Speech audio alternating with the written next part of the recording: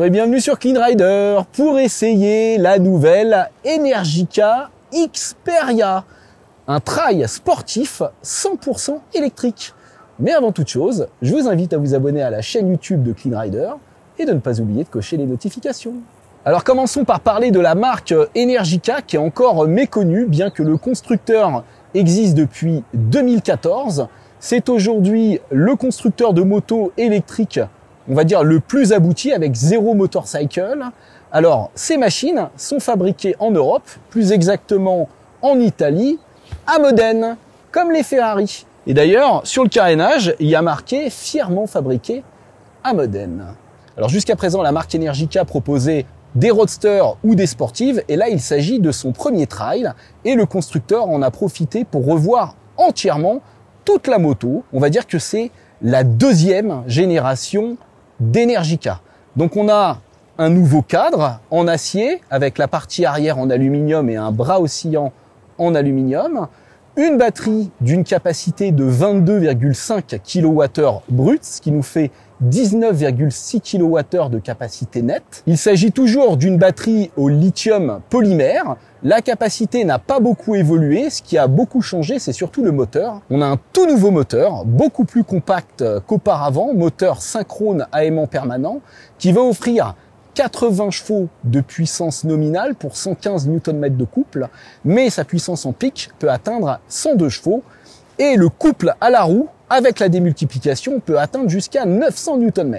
Pour limiter le centre de gravité de cette machine et optimiser son équilibre, puisqu'elle fait quand même 260 kg, eh bien, le constructeur a non seulement réduit le moteur, mais il a placé aussi l'inverseur au niveau de la selle, alors qu'avant, il était au niveau du réservoir, en hauteur, et la batterie a une toute nouvelle forme. Côté partie cycle, on trouve une magnifique fourche inversée dorée de chez Zax. Cette fourche est entièrement réglable, donc en compression et en détente. Et à l'arrière, on a un mono-amortisseur en position centrale, ce qui n'était pas le cas des précédentes générations. L'amortisseur était déporté et cet amortisseur est réglable en précharge et en compression, mais pas en détente. Le freinage repose sur deux grands disques de 330 mm avec des étriers à fixation radiale 4 pistons Brembo de chaque côté. À l'arrière, on a un simple disque avec un freinage à 2 pistons. Alors côté sécurité, on a un ABS en courbe puisque cette moto est dotée d'une centrale inertielle qui va donc pouvoir calculer l'angle d'inclinaison de la moto pour ajuster le freinage, mais aussi l'anti-patinage électronique qui est paramétrable sur plusieurs modes. Comme sur tous les véhicules électriques, on profite également d'un freinage régénératif et sur cette moto, on a 4 modes de réglage. L'instrumentation entièrement numérique est très bien présentée. Alors là, on est sur un modèle de pré-série, donc on n'a pas encore accès à toutes les fonctionnalités de l'ordinateur de bord et on n'a pas encore non plus l'application qui permet de relier sa machine à son smartphone. Ici, on trouve une double prise USB. Là, un pare-brise ajustable sur 3 positions et facilement ajustable, vous voyez, avec cette manette. Donc il suffit de pousser et de le descendre ou de le monter. C'est plutôt bien fait. Au niveau des commodos, eh bien, à droite, on a un régulateur de vitesse et les poignées chauffantes en série sur le modèle de lancement. À gauche, vous voyez, il y a mode, puisqu'on a plusieurs modes de conduite. On a 4 modes de conduite, Eco, Rain, Sport ou Urbain. Mais on peut aussi avoir 3 modes personnalisés. Et en restant appuyé sur le bouton ici derrière le commodo, pendant 5 secondes, vous voyez, hop, j'ai ouvert le haut du réservoir. Alors, j'ai pas beaucoup de rangement puisqu'il y a la batterie, mais je peux quand même glisser quelques affaires ici. Et surtout, j'ai une autre prise USB avec 2 entrées. Donc ça, c'est pas mal. Vous pouvez voir que la finition est toujours très soignée chez Energica avec une belle qualité de fabrication, bon assemblage des plastiques, du ride de frein type aviation. Et on a aussi des optiques entièrement à LED avec 2 lentilles à l'avant et un feu stop arrière. Allez, on démarre. Alors en manœuvre, ça reste une moto lourde et puis vous voyez, le rayon de braquage est quand même assez limité. En revanche, vous voyez tout de suite là dans les premiers mètres, je sens que la moto est quand même mieux équilibrée que les Ego Eva avec sa nouvelle répartition des masses. On entend toujours le bruit, c'est assez sonore, le bruit du moteur, mais aussi de la transmission, puisque c'est une transmission par chaîne. Pour modifier le freinage régénératif, on passe ici sur les modes. On a B1, B2, B3. Le 3, c'est le mode où le freinage régénératif est le plus accentué. Ça reste assez léger à mon goût. Au niveau de la position de conduite, on est pas mal hein, quand même. Là, après 1 ou 2 km, je me sens plutôt bien. La selle est confortable. C'est pas trop large au niveau de l'entrejambe. Et je sais pas si vous voyez, mais j'ai quand même les jambes assez protégées par le carénage. Donc ça, c'est de bon augure quand il pleut, ou même sur voie rapide. Alors, au niveau de la rétrovision, c'est pas mal, hein, les rétros sont assez proches. Mais on voit bien, et puis l'avantage, c'est qu'il dépasse pas du guidon, donc en ville, ce sera impeccable. Allez, on va peut-être pouvoir doubler, là. C'est parti. Ouf, ça marche du feu de Dieu. C'est surprenant, hein, ils annoncent un 0 à 100 en 3 secondes 5. Ouf.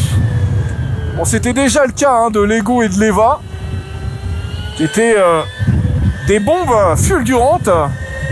Là, c'est aussi assez impressionnant. Et en vitesse de pointe, on va être limité à 180 km/h. Et ça suffit, me direz-vous. Alors, on a l'air d'avoir de la garde au sol. L'amortissement, c'est pas mal. C'est assez ferme, mais encore une fois, c'est réglable.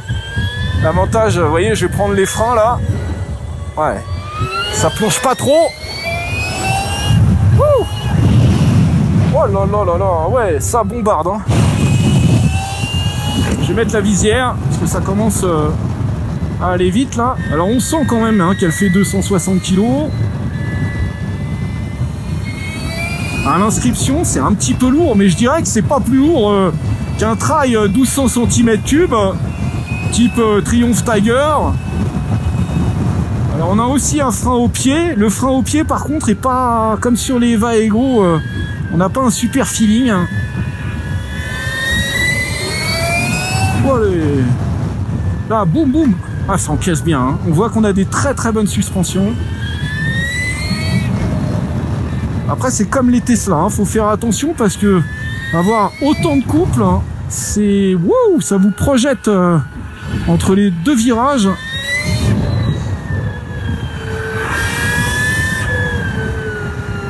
Qu'est-ce que c'est bien en châssis, dis donc. On sent que ça tortille pas, ça louvoie pas. Alors j'ai demandé aux responsables du développement pourquoi ils n'avaient pas fait des batteries en forme de moteur à plat pour abaisser le centre de gravité, c'est-à-dire des batteries qui dépassent un peu sur le côté plutôt que de monter en l'air. Et il m'a expliqué qu'il fallait pas qu'elle frotte sur la route. Alors c'est vrai que les cylindres des BM parfois frottent en usage intensif, et là il vaut mieux pas que ce soit les batteries qui frottent, parce que même si on a des caissons de protection, ça peut être très dangereux d'abîmer les batteries. J'ai pas encore senti l'anti-patinage. En sortie de virage, on met les watts, ça bouge pas, alors pourtant vous voyez le revêtement ici est pas exceptionnel. Alors regardez, ouah, j'ai mis à fond. Banzai. C'est vraiment un régal, parce qu'en plus comme vous n'avez pas de vitesse à gérer, vous jouez juste avec votre frein au levier. J'aurais quand même préféré avoir 2 leviers de frein, un peu comme sur un scooter, un T-Max. Une main reste toujours plus précise qu'un pied, je trouve, donc j'aurais préféré avoir 2 leviers. Maintenant, bon, certains motards préféraient retrouver les mêmes sensations. Là, on passe en courbe assez fort. La moto, elle ne bouge pas. C'est un rail. Ouh. Allez. Ah, je me fais plaisir, là, je vous le dis. Hein. Donc là, il est bien large, bien large. Ah, c'est pas mal, hein. Vous voyez, vous prenez l'avant, la moto, elle élargit pas. Ça pardonne, c'est prévenant, c'est super. Alors j'ai l'impression que c'est un petit peu peut-être moins péchu qu'une Harley Livewire. Mais on prend du plaisir. C'est mieux en suspension en tout cas qu'une Livewire, je pense. Un peu moins sautillant de l'arrière. Alors pour ce qui est de l'autonomie, faut pas trop se fier à l'indication de mon ordinateur de bord.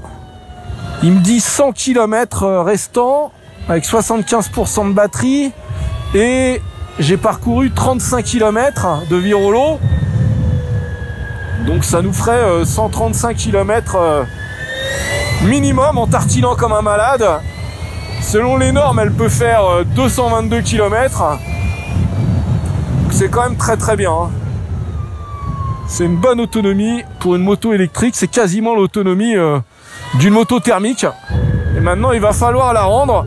Voici venu le moment de recharger notre magnifique Energica Xperia. Alors, elle peut bien sûr se brancher en courant alternatif, où elle va charger à une puissance de 3,5 kW, mais vous pouvez également la brancher sur des chargeurs rapides en courant continu, des bornes type Ionity, où elle accepte jusqu'à 24 kW de puissance de charge, ce qui permet de faire un plein à 80% en 40 minutes. Et ça, c'est extrêmement rare dans la catégorie des 2 roues électriques aujourd'hui. Reste plus qu'à parler des choses qui fâchent. Le tarif qui débute à partir de 23 685 € pour l'entrée de gamme et ça atteint 25 590 € sur cette version Lunch Edition haut de gamme avec la bagagerie qu'on n'avait pas lors de notre essai, mais on a des valises latérales, un top case, des poignées chauffantes, bref, tout l'équipement qui va bien pour une vraie moto de touring zéro émission. J'espère que cette vidéo vous a plu. Je vous invite à vous abonner à la chaîne de Clean Rider et je vous dis à très bientôt. Abonnez-vous, ciao!